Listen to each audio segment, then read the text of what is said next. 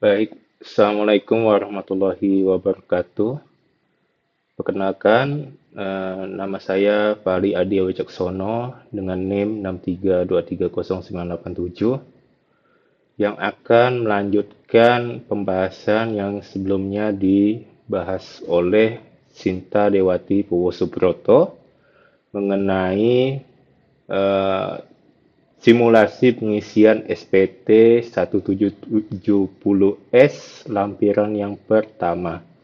Jadi saya di sini akan melanjutkan dengan membahas tentang simulasi pengisian SPT 1770 yang bagian formulir induknya.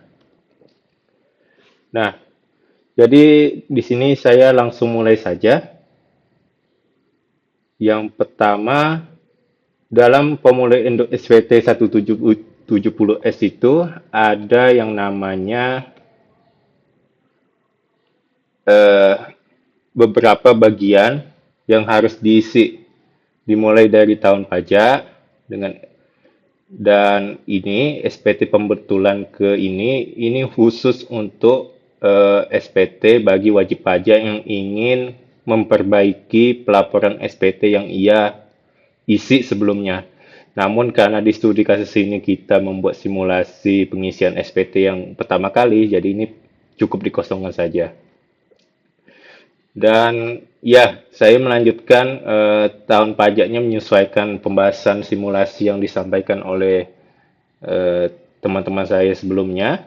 Ya, ini tahun pajaknya 2019 dengan MPWP, nama wajib pajak pekerjaan, nomor telepon, status kewajiban kewajiban suami istri dengan MPWP istri suami. Saya akan bahas satu persatu dimulai dari eh, PPT ini.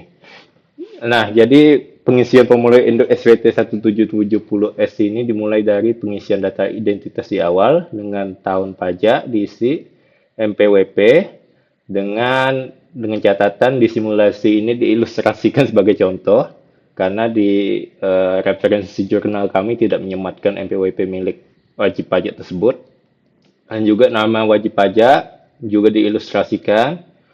Pekerjaan ini dikarenakan pekerjaan WP adalah seorang pegawai BUMN di perusahaan asuransi non jiwa, yakni PT Jasa Raharja Putra di cabang Manado. Jadi eh, deskripsi pekerjaan seorang WP ini adalah seorang pegawai BUMN. Nanti saya tunjukkan di slide berikutnya. Kemudian kode KLU ini mengikuti peraturan di lampiran 2 CAP 321 garis miring PJ garis miring 2012. Ini nanti menyesuaikan di lampiran 2 ini. Nanti kita coba lihat di slide berikutnya. Kemudian nomor telepon WP, kemudian G ini menyesuaikan golongan WP yang merupakan TK0. Maka pada baris status kewajiban pajak suami istri cukup silang di bagian KK sama dengan kepala keluarga serta mengosongkan NPWP istri atau suami.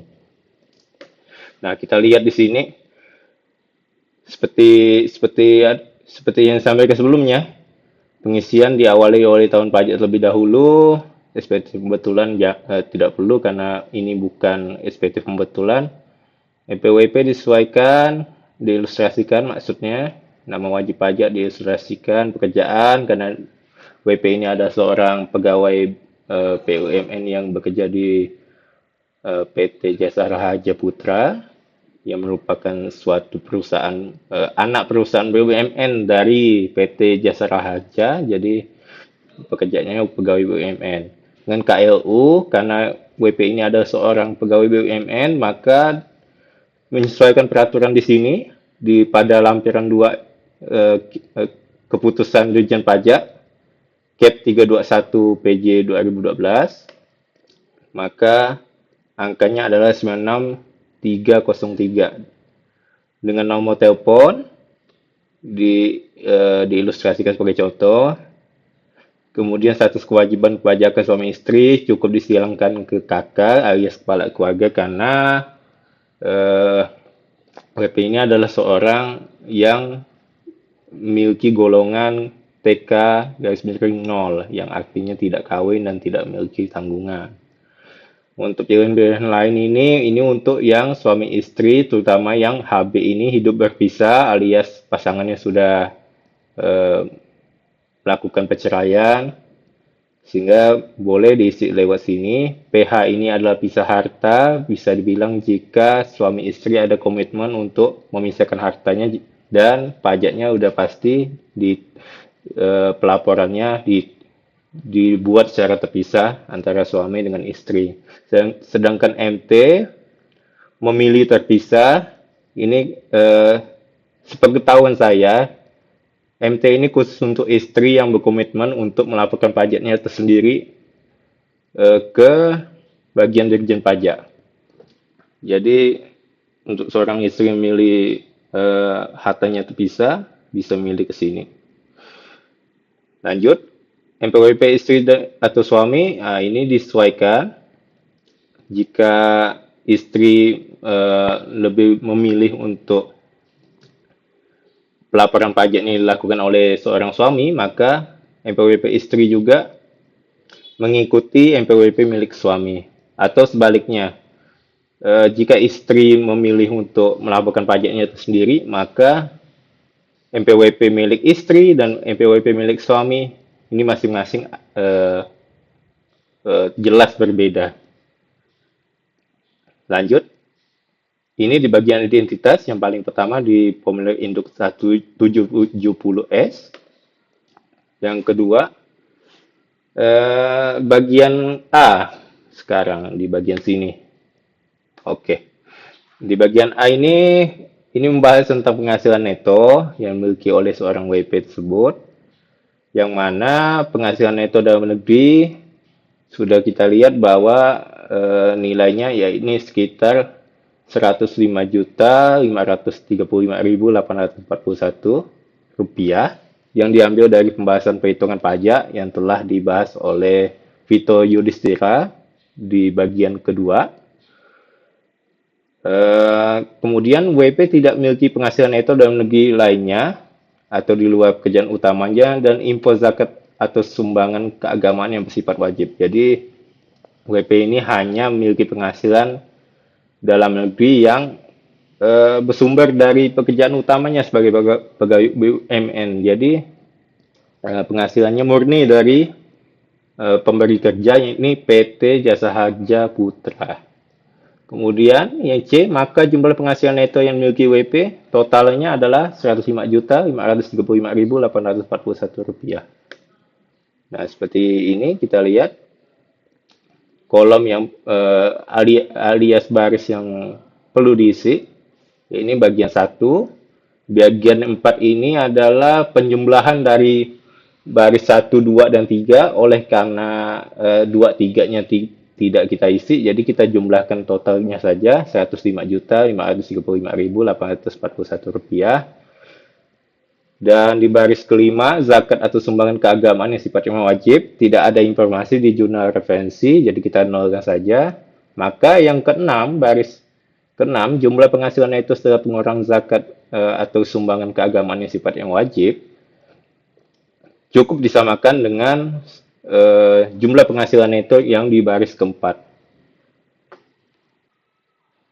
Baik, sekarang kita ke bagian B alias penghasilan kena pajak, yang mana WP ini maksudnya wajib pajak ini merupakan golongan TK0, maka PTKP-nya 54 juta.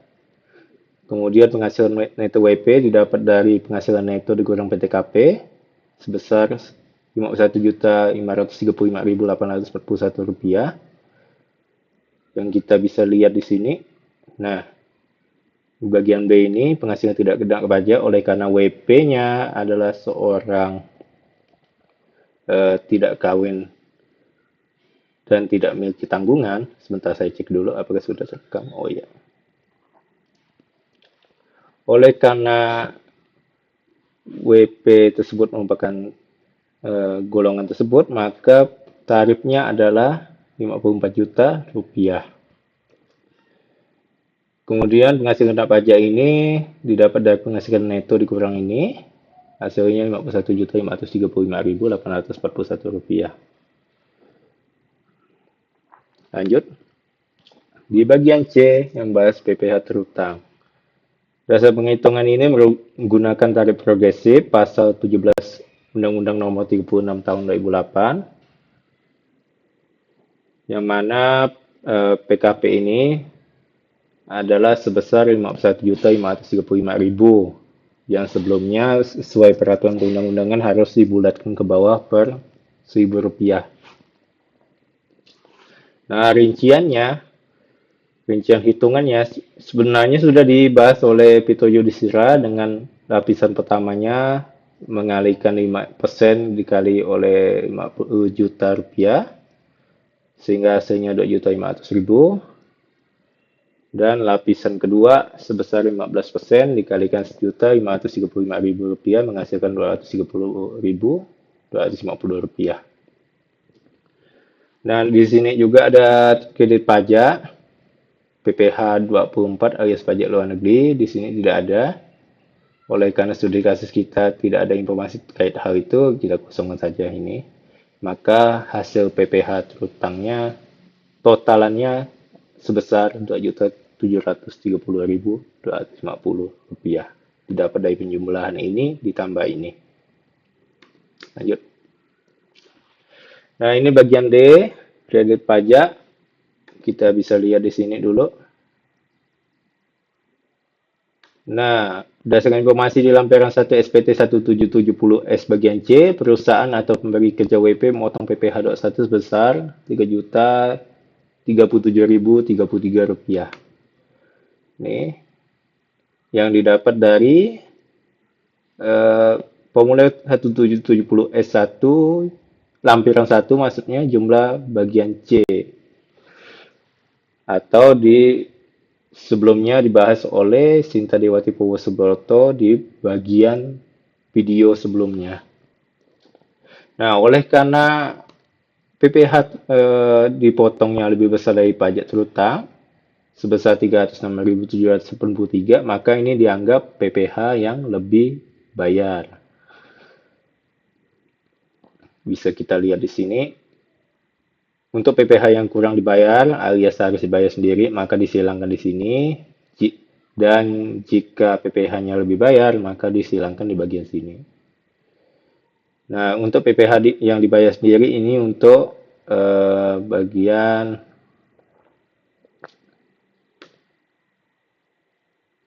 PPh 25 ini seingat saya ini merupakan budget penghasilan untuk WP yang memiliki usaha tersendiri gitu. Dan juga ini cukup dikosongkan juga karena ini hanya menjelaskan penjumlahan antara 14A ini dengan 14B ini. Oleh karena kosong, kita kosongkan saja, tidak apa-apa. Selanjutnya, pada bagian E, PPh kurang atau lebih dibayar. Kita lihat di sini. Nah, ini dibahas kembali dari yang sebelumnya, tapi ini lebih detail lagi. Kita lihat di pembahasan dulu. Nah, karena hasil hitungan di bagian D sebelumnya menunjukkan PPh lebih dibayar sebesar Rp306.793, maka WP berhak mengajukan restitusi. Tapi sebelumnya kita bahas dulu tanggal lunas ini mengikuti tanggal terbitnya bukti potong yang kita ilustrasikan kemarin oleh Sinta Dewati Subroto di bagian C. Silakan mungkin dicek kembali. Ini saya mengikuti tanggal lunasnya dari tanggal lunas bukti potong tersebut.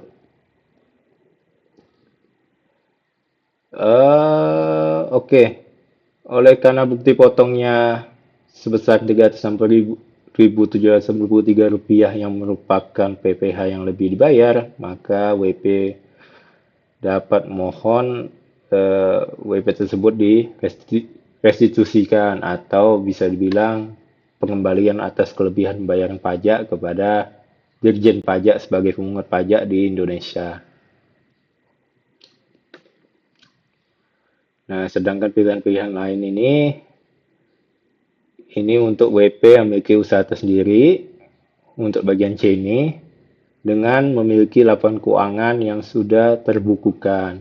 Sedangkan kalau D ini, setahu saya, merupakan wajib pajak dengan syaratnya minimal memiliki PPh lebih dibayar sebesar 100 juta rupiah, kalau tidak salah. Tapi kita lanjut, kita tetap fokus di bagian sini. Nah, oleh karena sikonnya hanya memiliki 300.783 rupiah yang lebih dibayar, maka cukup direstitusikan seperti ini saja, tidak apa, silangkan. Lanjut. Nah, di bagian F, asuran PPh pasal 25, bagian sini, kita lihat dulu. Nah, ini fungsinya untuk mengatur angsuran PPh pasal 25 untuk tahun pajak berikutnya, sehingga berlaku untuk WP yang memiliki kegiatan usaha sendiri. Nah, oleh karena studi kasus yang kita buat ini merupakan seorang pegawai tetap yang tidak memiliki kegiatan usaha tersendiri, maka bagian F cukup dikosongkan saja. Seperti ini. Cukup dikosongkan. Sebentar. Oh, udah jalan. Mohon maaf saya mengecek apakah video saya udah jalan atau belum. Selanjutnya di sini bagian G atau lampiran, ini fungsinya untuk menandai dokumen pendukung apa saja yang dilampirkan bersama SPT tahunan 1770S. Yang mana fungsinya untuk membuktikan kebenaran data penghasilan serta pemotongan PPh 21 alias untuk sebagai bukti penguat lah apakah SPT ini menyesuaikan dengan bukti potong yang telah diedarkan oleh perusahaan tempat pemberi kerja WP tersebut. Ya sebagai dokumen penguat bukti apakah WP tersebut benar melakukan pelaporan SPT sesuai dengan pajak yang ia miliki atau ya segala hal lah yang berhubungan dengan pelaporan pajak SPT ini. Namun kita lihat sekilas dulu. Nih, mengapa kami memilih untuk menghilangkan bagian ini walaupun dalam pembahasan kami sebelumnya kami tidak menyematkan formulir 1721A1 maupun bukti potongnya dikarenakan bagi kami data-data yang di dalam jurnal itu pasti mengikuti bukti potong yang dibuat oleh perusahaan tempat WP ini bekerja. Jadi kita ilustrasikan seakan-akan bukti potong ini ada dalam simulasi pelaporan SPT ini gitu kan. Jadi kita cukup menghilangkan ini saja ketimbang yang lain. Nah, ini untuk PH atau MT ini kan beda. Dalam simulasi kita kan WP ini merupakan seorang kepala keluarga atau opsi sebelumnya disilangkan ke bagian kakak. Kemudian yang B, surat setoran pajak lembar ketiga PPh pasal 29. Ini udah beda lagi pembahasannya, apalagi surat kuasa khusus. Ini untuk surat yang dibuat jika SPT ini diisi oleh seorang kuasa yang diberikan wewenang oleh WP untuk mengisi SPT ini. Nah, yang terakhir kita membahas tentang bagian penyataan. Di bagian penyataan SPT 1770S ini, kita langsung masuk ke sini saja. Nah, di sini ada dua opsi. Apakah pengisian SPT ini dilakukan oleh wajib pajak yang bersangkutan atau kuasa, seorang kuasa yang diberikan wewenang oleh wajib pajak untuk mengisi SPT milik wajib pajak tersebut. Jika yang mengisi SPT ini adalah seorang wajib pajak itu sendiri, maka nama lengkap dan NPWP menyesuaikan nama oleh wajib pajak tersebut yang mengisi ini, SPT ini maksudnya. Nama lengkapnya Fulan, NPWP-nya ini diilustrasikan semua, dan tanggal diilustrasikan juga tetap masih dalam masa masa batas wajar ya pelaporan SPT, yang mana kalau berdasarkan peraturan batas akhirnya kan akhir eh, bulan Ma- eh, bulan Maret di tahun masa pajak berikutnya. Misalkan kalau memang tahun pajaknya 2019, maka tenggat terakhir pelaporan SPT-nya di 31 Maret 2020. Tapi kita sesuaikan supaya ini tepat waktu, bahwa wajib pajak ini mengisi SPT atau melaporkan SPT ini pada tanggal 20 bulan Februari alias bulan 2 di tahun 2020. Dan terakhir, tanda tangan yang mengisi SPT tersebut. Jika wajib pajak yang bersangkutan, maka tanda tangan wajib pajak tersebut. Jika kuasa yang melakukan pengisian SPT ini, maka tanda tangannya disesuaikan dengan tanda tangan yang dimiliki seorang kuasa tersebut. Begitu. Oke, lanjut. Nah, oleh karena pembahasan semuanya udah selesai, maka kesimpulannya dapat dilihat dari sini bahwa semua simulasi yang kelompok kami lakukan ini berasal dari referensi jurnal yang bahas PPh 21 berbagai pegawai tetap di PT Jasa Raharja Putra Cabang Manado. Dengan kami mengambil eh, satu saja data pajak yang dimiliki seorang wajib pajak yang bekerja di PT ini. Yang kedua, perhitungan PPh 21 ini alias simulasi ini dilakukan sesuai aturan pajak tahun 2019.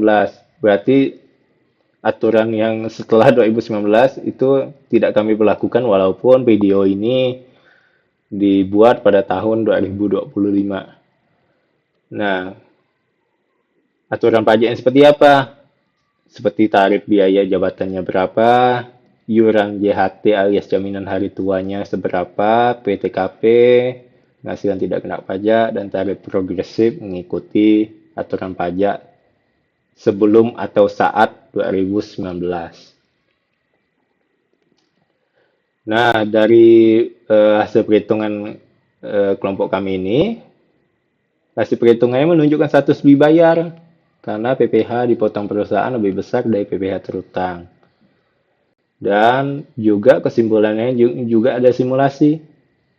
Simulasi yang dibahas oleh Olivia Listiani mengenai formulir lampiran keduanya 1770S. Lampiran pertama yang sebelumnya telah dibahas oleh Sinta Dewati Bowo Subroto. Dan juga saya sendiri. Ya, ini membahas tentang formulir Indo SPT 1770S. Dan berikutnya saran untuk peneliti selanjutnya alias penerus kami. Mungkin bisa ke depannya mungkin peneliti selanjutnya dapat menggunakan data-data yang lebih lengkap yang mana didapat dari dokumen-dokumen milik perusahaan, instansi wajib pajak orang pribadi.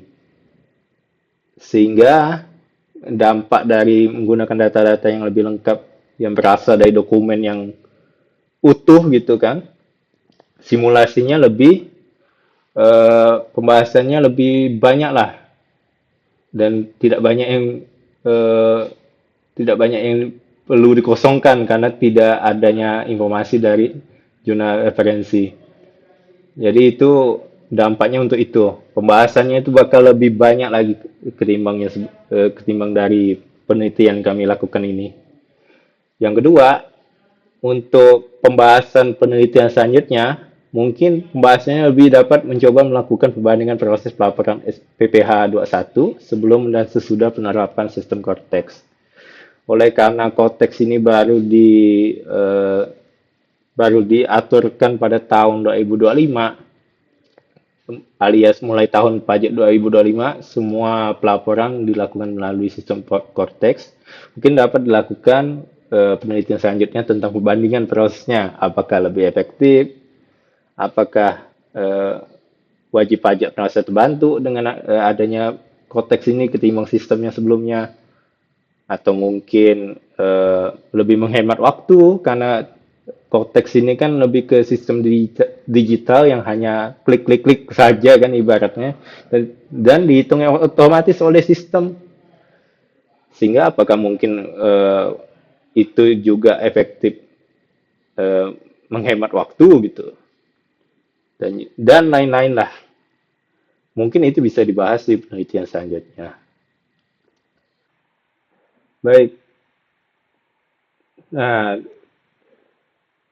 karena saya merupakan orang terakhir yang membahas tentang perpajakan ini, alias pembahasan simulasi pengisian SPT 1770S oleh kelompok kami, maka saya mewakili teman-teman anggota kelompok saya mengucapkan terima kasih banyak atas eh, perhatiannya untuk video ini dan juga mohon maaf apabila kami ada salah-salah kata atau pembahasan yang kurang dapat dimengerti oleh sebagian